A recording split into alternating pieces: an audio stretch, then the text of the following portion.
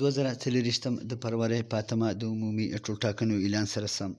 د ټول ملک په څیر لنډي کوتل کې هم سیاسي هلو ځلو کې زیاتوالی راغلی. لنډي کوتل صوبایي اسمبلۍ حلقه د پی کې 69 نه مختلفو سیاسي پارټیو کاندیدانو لخوا 11 امیدوارانو خپل کاغذونه جمع کړي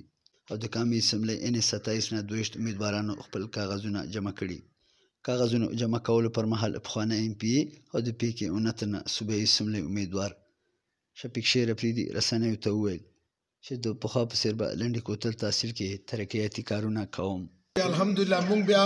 یو ځل بیا به د خپل قوم د خپل خلکو د خپل مشرانو د خپل بچو د خپل خويندو مایندو خدمت لپاره بیا ان شاء الله مونږ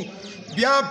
د مخکې نه یو په زر چنده په برپور طریقې سره ان شاء الله مونږ راغلي یو خیر سره او ان شاء الله تعالی د الله سره څنګه مخکې وعده کړې و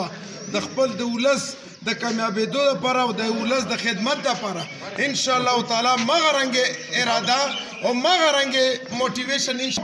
و داسې نه چې صرف په خبرو هدف پرې زما په ګراوند ریالټي کې به ځان پروف کوم ان شاء الله.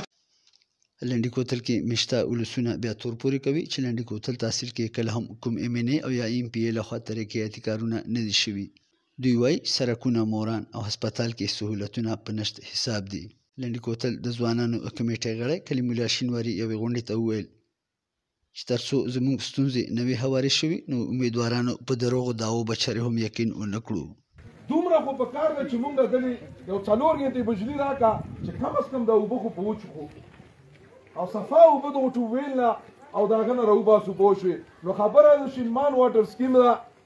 3 ځل منظور شوی زمونږ او تاسو د خیبر ایجنسي د ځینې خیبر به ورته وایم 3 ځل زمونږ او تاسو د دا سکیم منظور شوی دی یا په نورالحق قادري صاحب په دور کې او یا د شاجګل صاحب په دور کې 10 کاله وشو چې دا دواړه په مونږ باندې اقتدار کا او 3 ځل په دغه اقتدار کې دا شی منظور شوی دی